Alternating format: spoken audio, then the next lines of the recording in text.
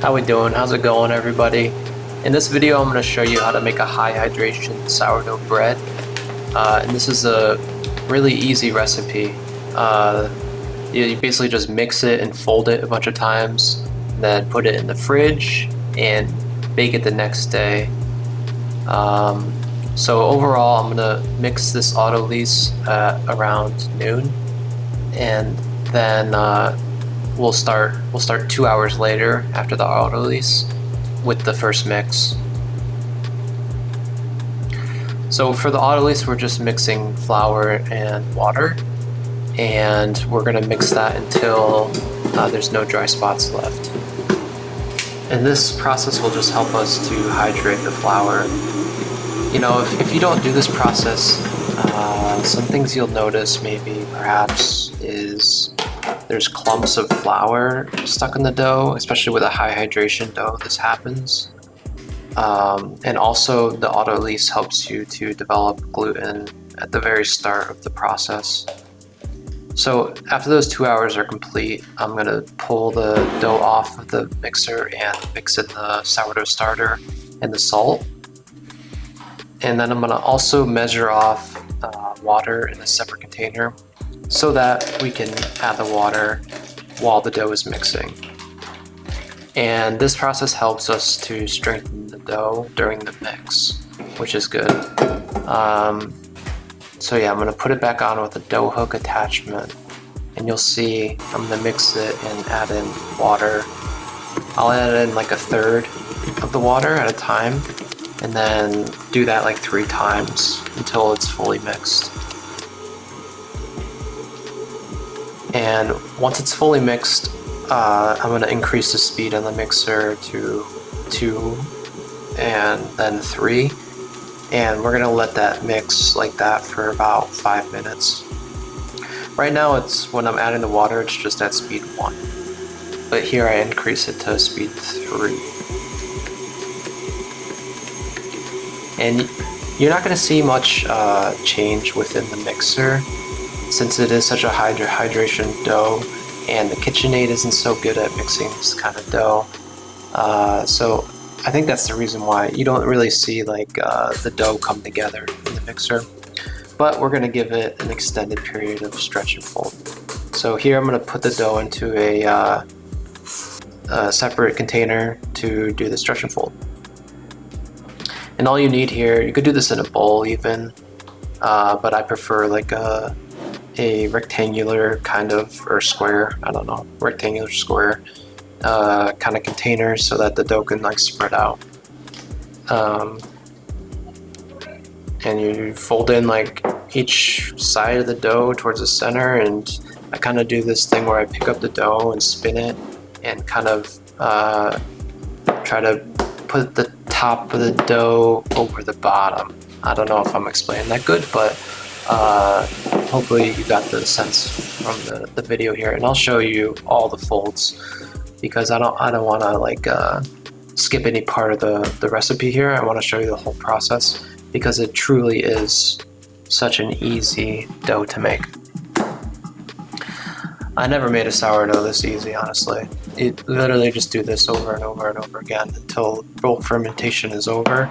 And for me, you kind of want to like judge the bulk fermentation for yourself, because your sourdough starter is going to be different, your flour is going to be different, heck, your water is going to be different.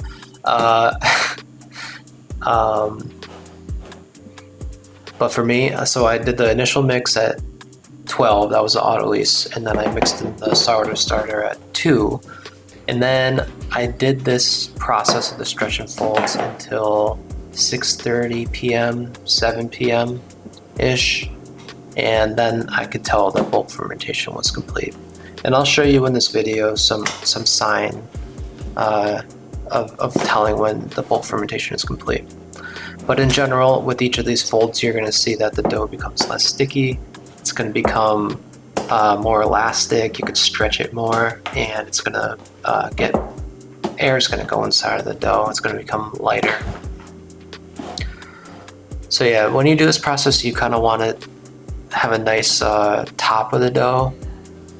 Like you'll see, I'm kind of tightening it into the in the container, and it's ending up with a nice like skin on top of the dough, and that's how you want to let it rest, right?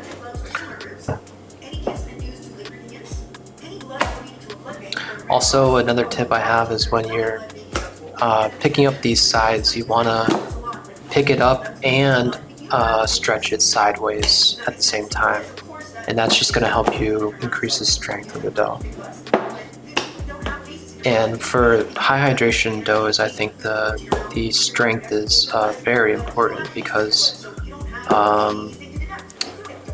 if you just picture like there's a lot of water in the dough, and the gluten network has to be like strong to support all that water and the air bubbles that are gonna come up when it's baking. That's what I picked. So yeah, so when I do the bulk fermentation, I do 3 sets of 15 minutes between each fold, and then I go with like 30 minutes in between each fold. So I do a fold and then wait 15 minutes, fold it again, 15 minutes, fold it again, 15 minutes, and then every fold after that, I'll wait 30 minutes before I touch the dough again.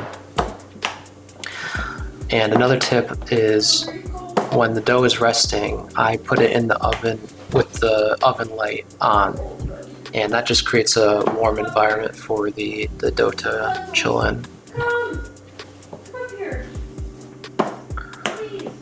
And when the dough is warm, it helps the fermentation process. Another note I want to mention is when I mixed the sourdough starter, so I mixed it at 8:30-ish in the morning. So it's kind of like a new sourdough starter in those terms. Like normally when you're making bread, you want to mix the sourdough starter like the night before and then make the dough the next morning. But what I did was I mixed the sourdough starter in the morning and started like midday mixing the dough. So it was only let's say like six hours that the sourdough starter had been like fermenting before I put it into the dough. So that's called like a young sourdough starter, and you'll see it's like a long fermentation process. And I think like when you have a young sourdough starter, you want to go with a longer fermentation.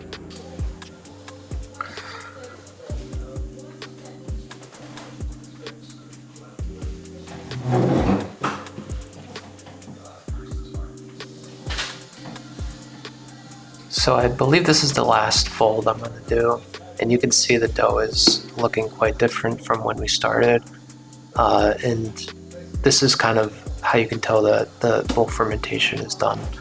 The dough is like full of air, and it's kind of delicate, and you generally want to be delicate with it because you don't want to knock all the air out of it.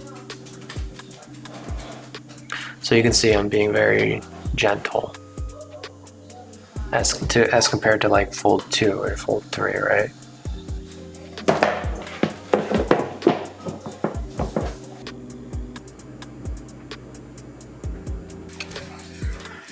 And here's the dough that I believe is fully fermented, right? Because you can see the center is kind of puffed up and the dough has rounded, right? So those are signs that the bulk fermentation is complete. So I flour the top of the dough and I flour the board, and I flip it out onto the board. So the pre-shape, I didn't get good footage of the pre-shape, but I'll explain it here. So I take the bottom sides and I stretch them outward and fold it inward, and then I do that same process all the way up the dough, and then I roll the top of the dough towards me to create like a petard. And then here I'm tightening the dough, right? I'm doing like quarter turns with the dough and pushing it towards me, and that helps to tighten the surface. And I'm doing a pretty strong pre-shape here because I like to do this like simple final shape, which I'll show you here. But first I'm gonna clear out all this like excess kind of flour and dried flour and stuff. We don't want that in the dough. And I'm gonna nick the dough there by accident. Oops, you don't wanna do that. But we're gonna continue the process here. So next I'm gonna flour, and I'm using a rice flour here. It's just makes it like so not sticky. Yeah, and I have this like fancy little shaker. You don't need the little shaker thing. You can just use your hands. But literally that dough is not sticking to your hands if you're using rice flour. So to pick the dough up, I'm gonna loosen the edges here, up and pick it up, and just literally fold it like a pancake. Boom. Easy peasy. So I found that like shaping method on Instagram, and I'm really loving it because it helps. It allows me to get a good seam on the bottom. If you can see, like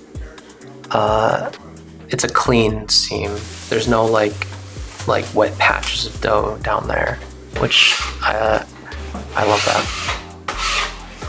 So I advise you try shaping the dough like that. So yeah, that's gonna go into the fridge until the next morning. And here's the next morning. I'm gonna take it out of the fridge and put it on a piece of parchment paper to score it. And I've had the oven on 480 degrees. If your oven doesn't go that high, just do the highest the oven goes to.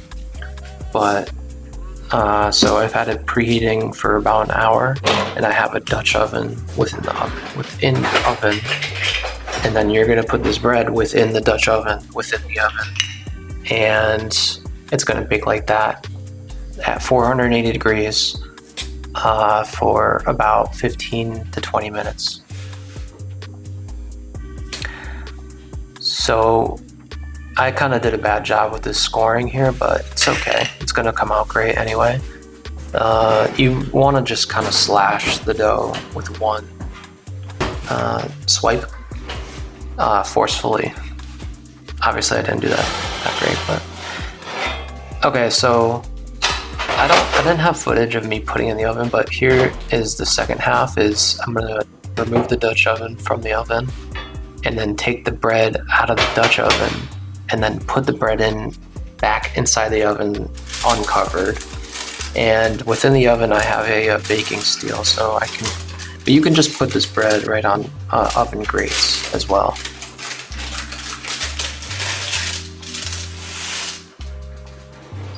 And I reduced the temperature down to 420 when I put the bread back in there. And here's a little, some footage of the dog. And look at the bread, it's looking good.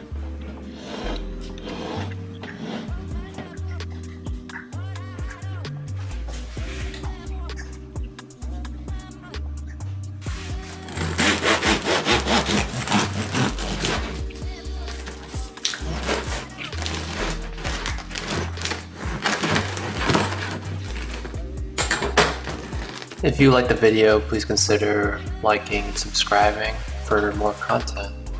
Thanks so much for watching, everyone.